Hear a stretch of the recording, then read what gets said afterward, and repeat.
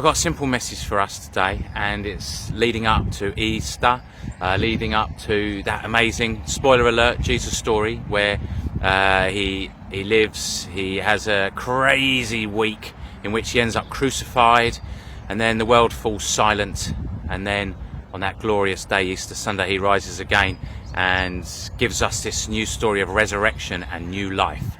And so what I want to do is get you to start thinking about what Easter might be about. So yes, it is a story about Jesus Christ, the Son of God, and that's certainly what Christians believe, but it's also a universal story.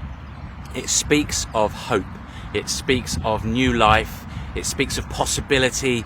It says, hang in there, there is always a chance that things are going to turn around, and that creation is wired in your favour, that God is for you, however you understand that language. And so what I want to challenge you to think about this Easter time is how you can be the bringer of joy and hope in the world, your world. Okay, so this is practical. It's not just an exercise in reading the Bible or being reminded of the story, or seeing something happen in a church, or go to a church if you're fortunate enough to.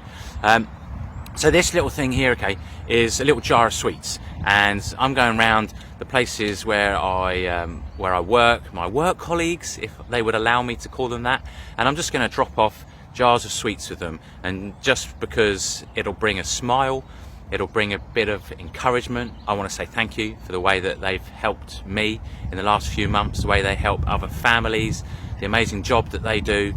I just want to make a difference. I want to bring a smile, a little bit of joy, a little bit of hope. And I reckon we could all do that this Easter. First practical question, what is Easter to you? Well, for me, it is that message of hope, of new life, of possibility.